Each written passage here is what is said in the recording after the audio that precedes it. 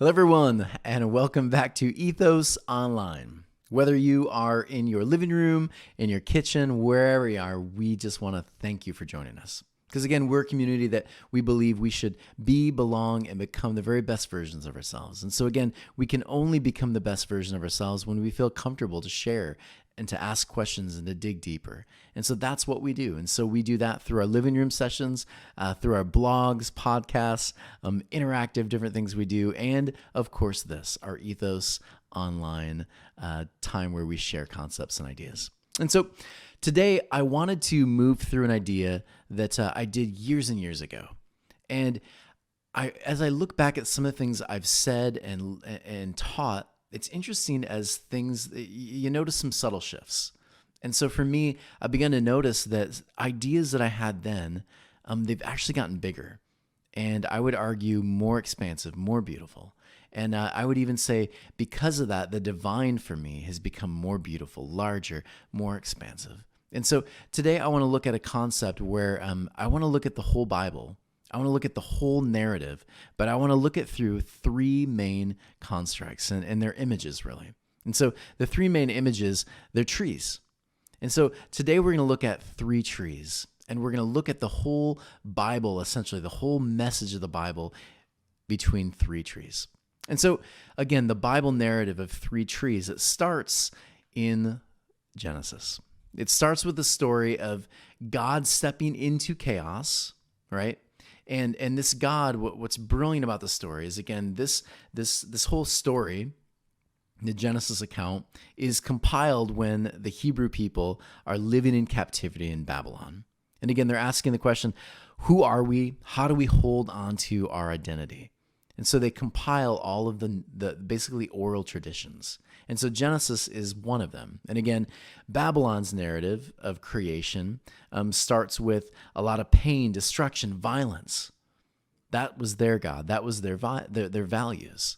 And so what happens with the Hebrews, though, is that they say, no, Enuma Elish, that story, the Babylonian one, our story is better.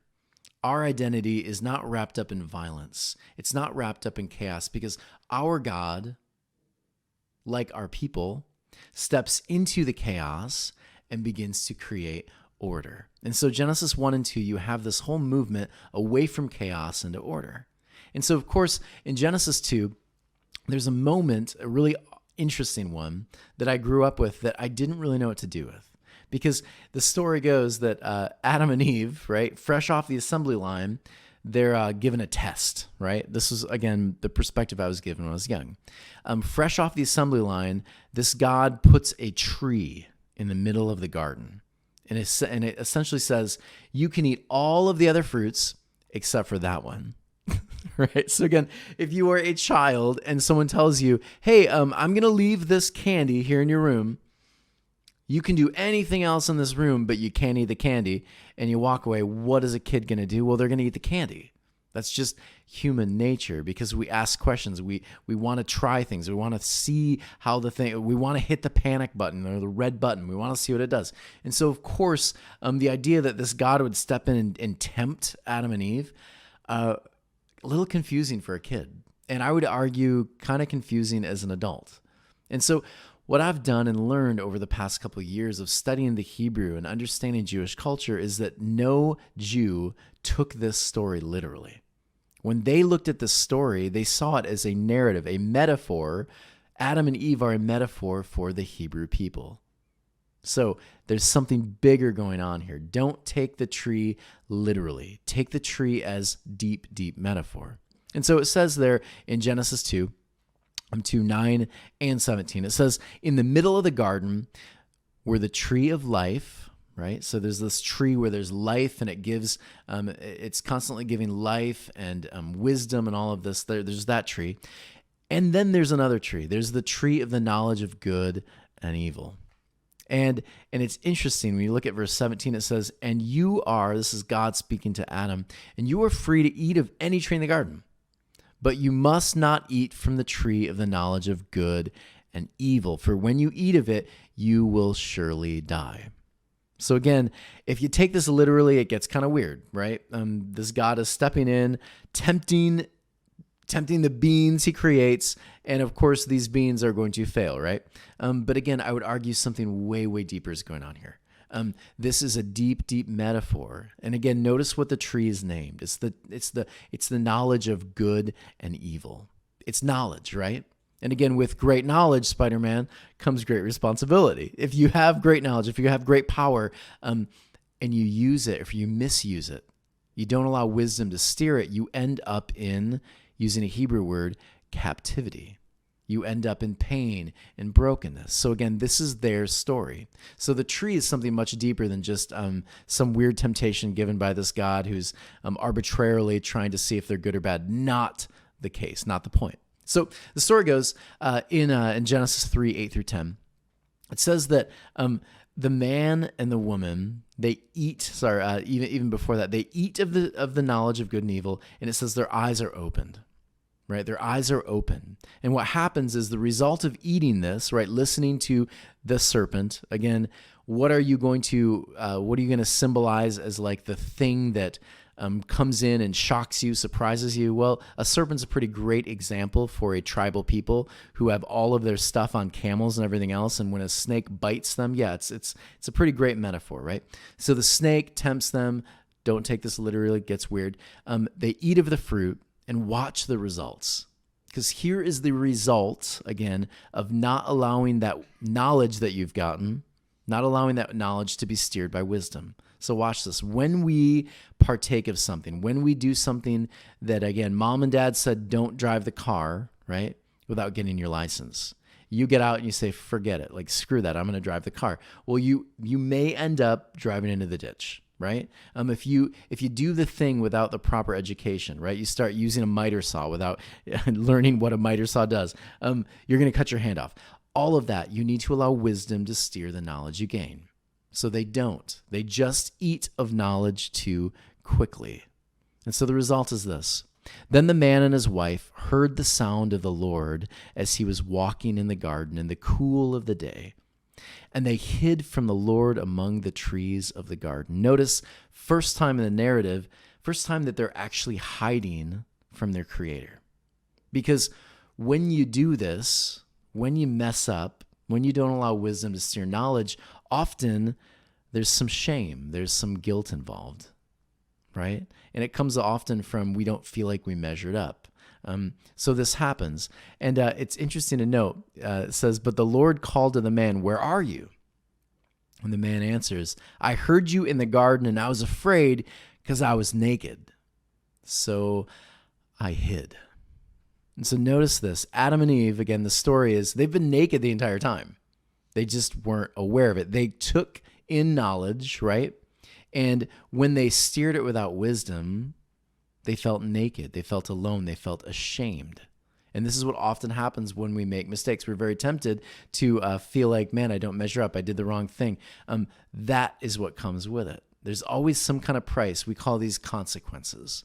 And so again, you'll see in the narrative, when they eat of knowledge too quickly, there are always consequences that take place.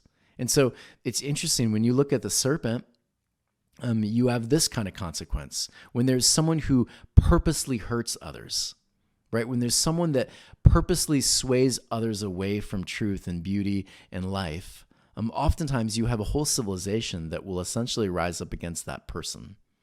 There are certain laws that will take place that fall on that person. These are the consequences that often happen to the person who purposely hurts people. You see that consequence. And then look at Adam. Adam is the guy who essentially, he hears it. He's like, well, maybe I didn't quite hear that right. Well, I kind of heard it. I kind of heard that I shouldn't do it, but man, that serpent does have some interesting thoughts on it. Well, maybe I didn't quite hear it right. He eats of it, right? And the consequence of course is going to fall on you. And I think all of us have done that. We've heard the wisdom, right? We've been told maybe you shouldn't do this. We've even heard good mentors and friends say to us, hey, from my own experience, I've done this, and maybe you should reconsider. And many of us we're pretty good at being ask-holes, right? We'll ask, but we won't actually follow the directions of the wisdom given. And so this is kind of how I see the consequences that fall on Adam, right? Adam is that guy who, I've heard it before, but I'm still going to do this thing.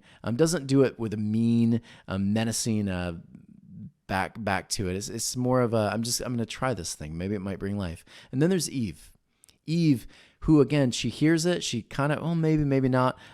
She does this, and there are again consequences that fall. But often it's the consequences that, man, I didn't even really hear the wisdom in the first place.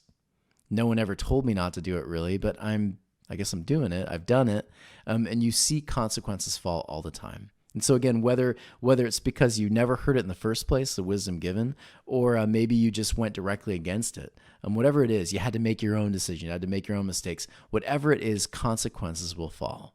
And so that's the idea there. The tree is that when we eat of knowledge too quickly, without allowing wisdom to steer us, there's pain and there's brokenness that often will follow. And so again, for Israel, that first tree is this picture of, man, it's kind of a warning. It's kind of a moment where we begin to realize we can shift this narrative. We don't have to keep going back to that old cycle. So it makes sense. And then what's interesting next is we have this picture of the cross. We have this other tree, and often they will refer to this as a tree. But I grew up with a really weird kind of narrative that I think most of you did too. When I talked, or whenever I talked about the cross or heard about the cross, it was always a little muddled. Because for many of us, we grew up with this idea that the cross is needed because we took that first tree literally. And again, we've gotten to this idea of original sin, that because we ate the wrong produce, there's a stain that has fallen on all of us, and now God is angry. And so God needs to punish someone. And so whenever we've fallen, whenever we've made a mistake, now we're at odds with God, and God needs a sacrifice. So many of us were brought up with this idea. It's not actually what the people who wrote the Bible believed. You won't find any Jewish person who believes in this concept, which essentially is original sin. You won't find a single one of them. Anyways, so I was brought up with that whole concept of God needed to murder someone. So essentially, Jesus comes in, who I was told is God. So again, God murders himself to satisfy himself, and now we're all freed. And yet, after the cross, it seems he didn't quite take care of it, because there's still sin. We keep sinning. It's an interesting, weird, convoluted argument. The cross. Some of you are listening, you're scratching your head like, wait, what? But you've probably heard one of these concepts or a strain of this. Now, here's the real beauty of the cross. When you understand the cross from a Jewish perspective, when you understand who Jesus was, the whole thing hums. When you look at Psalm 22, again, my God, why have you forsaken me? Read Psalm 22. It's going to blow your mind. Psalm 22 is the psalmist, thousands of years before Jesus even steps onto the scene, the psalmist who is essentially crying out for Israel. Right? My God, why have you forsaken me? Our people are hurt again. We've been taken back into captivity. They divide my garments among them. Right? You worship God, you follow God, and yet this is happening to you. They mock me. All of these things, right? All of this verbiage, which essentially the writers are going to use to show this. Jesus is the suffering servant motif. It's who Israel saw themselves as. And so when you look at Isaiah 53, the suffering servant, they pull out my beard. They do this and this and this. All of this is pointing to this idea of Israel. Israel is over and over again the suffering servant who's not called to respond beastly, but to respond lamb-like. They're called to be a loving, life-giving presence in the world.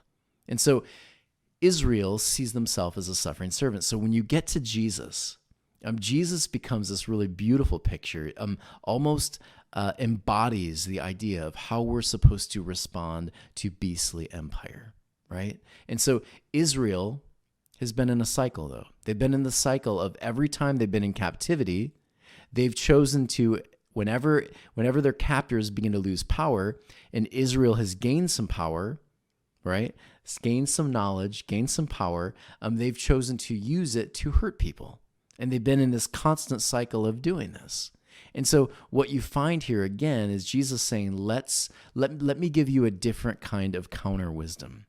Let me give you a wisdom that's going to change the whole narrative. And so on the cross, what's just so beautiful is in the middle of all the pain and the brokenness, in the middle of being persecuted, murdered, Jesus says, Father, forgive them. They know not what they do.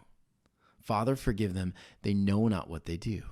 And so at the cross, what you see is Jesus essentially embodies the change, the counterscript that the Hebrews have been learning they can have. So think about this.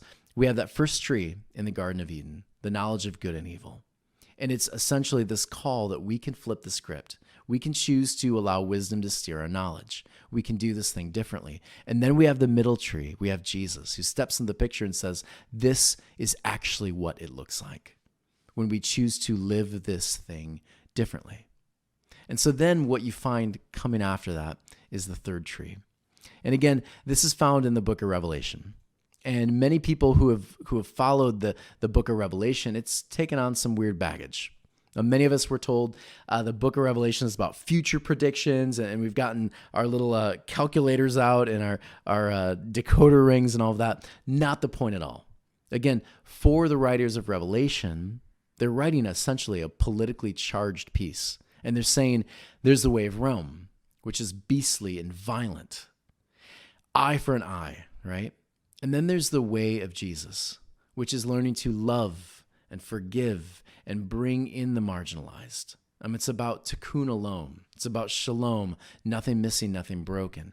It's only brought in not by beastly empire, dragon-like empire. It's brought in by lamb-like power. And so what you'll see is the whole book of Revelation is really all about that. It's comparing and contrasting the way of Jesus to the teachings of Rome. And it's essentially saying this way, this teaching, this way of life is what brings life more abundantly, not this. And so in the middle of them losing their temple again, in the middle of them being persecuted again, the question is, how will we respond? And the answer is, we will respond lamb-like. We'll respond like Jesus. And so toward the end of the book, though, you have some interesting concepts that come up. You get the idea of the millennium, right? And again, I was told, in the end, we all get to go up somewhere for 1,000 years and judge a bunch of other people. It's weird when you begin to take this literally. But if you are a Jew during that time period, you're going to begin to understand some things. This concept of 1,000 years, this concept we call the millennium, right? It's actually really an old concept. And you can find it in Ezra 7 through 9. Really what this year, these 1,000 years represent. If you are a Jew, again, the people who wrote this book, when you read about the millennium, it's not a literal thing where all of us go up and we all get to, that's not the point. The beauty of this was that, again, the millennium was this idea of fullness. It was this idea that a pneuma elish, again, a time where there's peace, where there's harmony between people. And so that's what they're going for. When you follow the teachings of Jesus, these are the consequences that follow. Are you following me? Already you're beginning to make the connections because you're so smart. A pneuma elish. And so Ezra 7 through 9, it shows the 1,000 years. When we begin to live like Jesus, who embodies Torah, right? I'm the way, the truth, and the life. Jesus embodies Torah. When we begin to follow those teachings of Torah, of Jesus, we go back to times of peace. And so, of course, John, who's using a bunch of metaphors and a bunch of really interesting apocalyptic charged kind of metaphors, he uses things like a dragon locked away in a cage, right? In times of peace, when nothing's missing, nothing's broken, where people are having conversation over war, it's almost like the dragon, the beastly empires, the things that destroy, it's almost like they're locked away. It's like all of a sudden there's a new resurrection of new life. Right? There's this time where people begin to experience new life again. And then there's, again, this concept of there are people who the consequences fall on them, right? The natural consequences of beastly actions will fall. And again, not that you want those things to fall on people, but they naturally do. People who abuse power oftentimes on the inside of it, on the flip side, will experience pain and brokenness. Not that we want that for them, but we've seen that over and over and over again. When you live a life where you're abusing people, hurting others, it's almost like karma kicks in, right? The natural consequences will happen. It says books are opened. All of these different metaphors are used. And then we move into Revelation 21, 1 through 2. And it says this, "Then I saw a new heaven and a new earth. For the first heaven and the first earth had passed away, and there is no longer any sea." Now, this is a beautiful picture. John, who is on an island, writing to his people, what's in between him and his people? What is keeping him from his community? It's the sea. It's water. Right? And so John says there's going to be nothing when the teachings of Jesus take full life, nothing separates us from community. It's a really beautiful picture. "And I saw the holy city, the new Jerusalem, coming down out of heaven from God, made ready as a bride adorned for her husband." Now, many people will again take this as like a literal city that falls down on top of apparently another city. There's actually something much more beautiful going on here. And I might remind you of Luke 17, 20 through 21. Jesus says, this kingdom, this new Jerusalem, right? It's not a literal kingdom that you hold. It's not a kingdom that falls. It's actually a way in which you live. The kingdom of heaven, Jesus says, is found all around you. It's found within you. It's actually a way in which you live. And so for a Jew, it's not your temple. It's because you become the temple. And so everywhere you go, the temple follows. Everywhere you go, Jewish teachings follow. Everywhere you go, the Torah follows. You, like Jesus, embody the Torah, right? And so when you understand this, the New Jerusalem is actually the teachings of Jesus, which again have been experienced fully.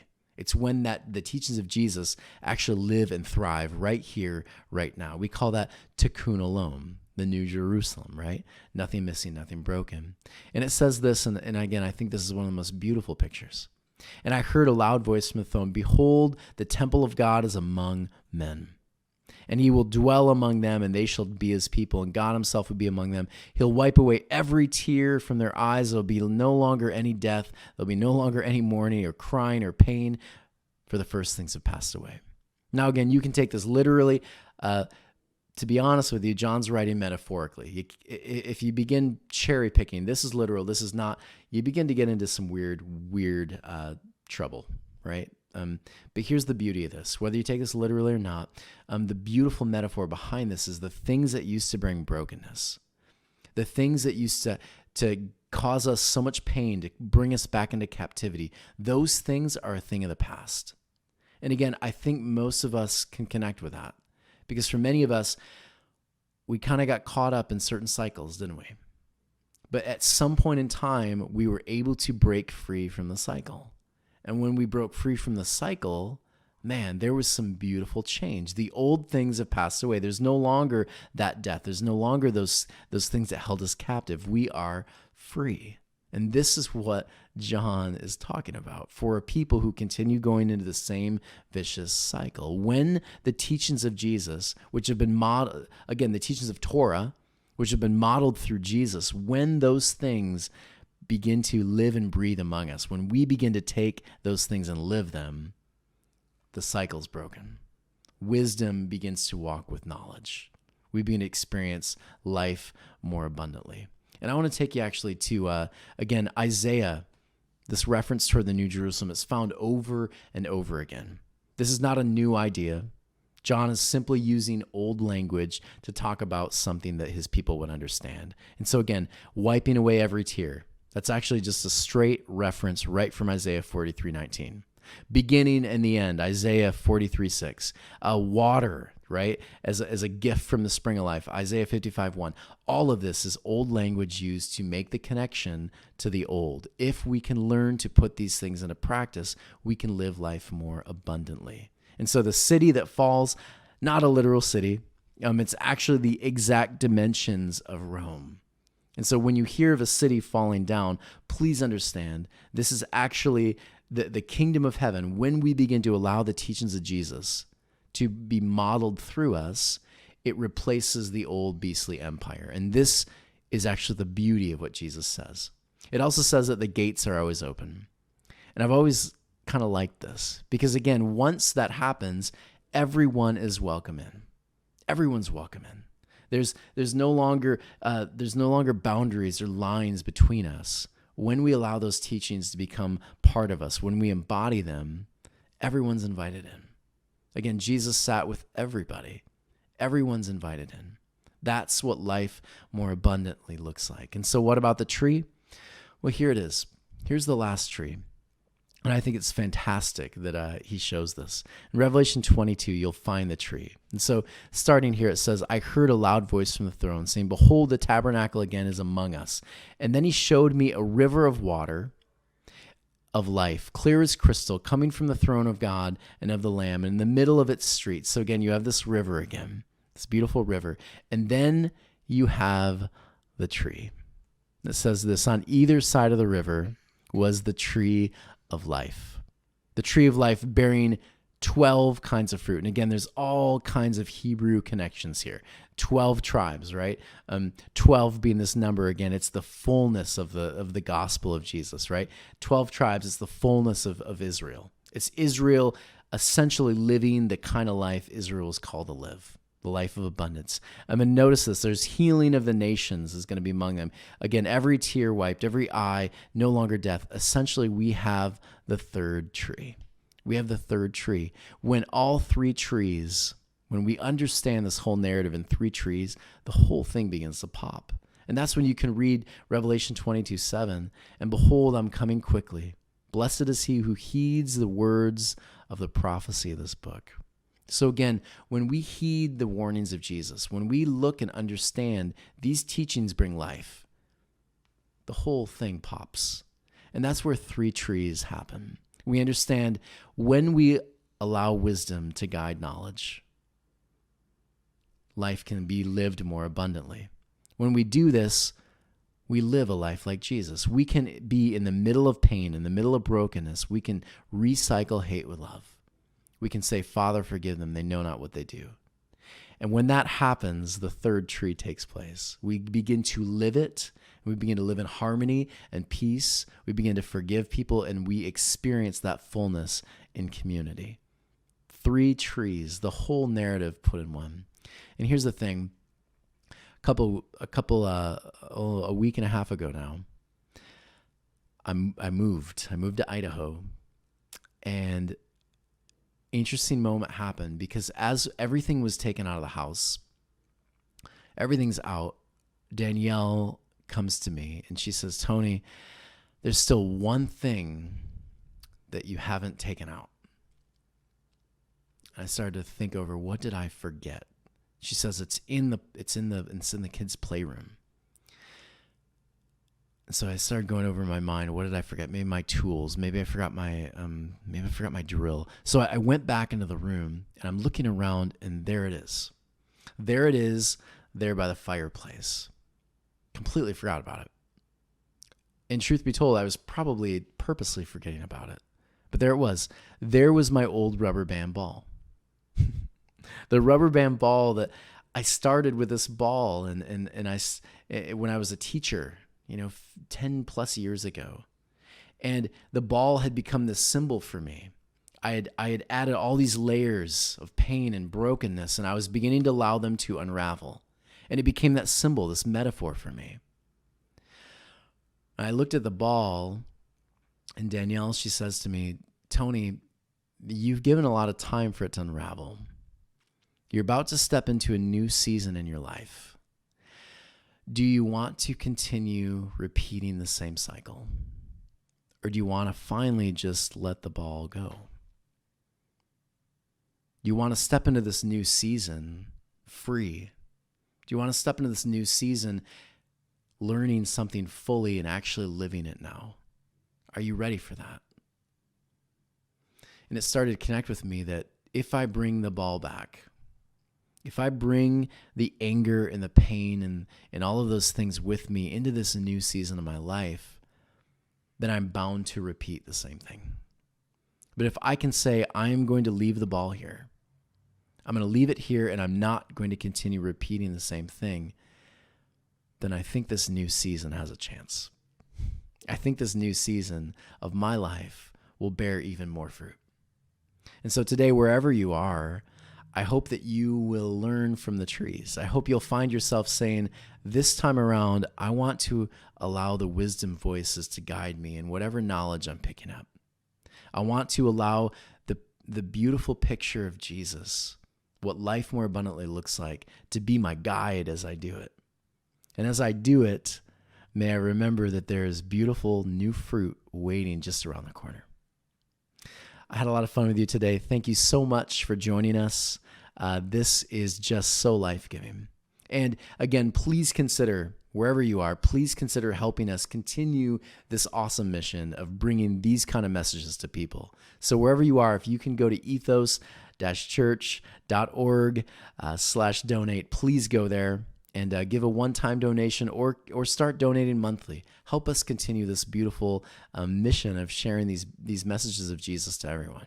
And also, if you're interested in the living room sessions, please connect with us, and we will continue letting you know when we're going to be doing these as community. We can get you involved in whatever state you're in. You can join us once or twice a month if you like, the first and the third of every month. Join us as we come together as a community, and I facilitate even more conversation where you can meet new people all over the globe. So again, thank you so much for joining us. We love you, and we'll talk to you next week. Bye.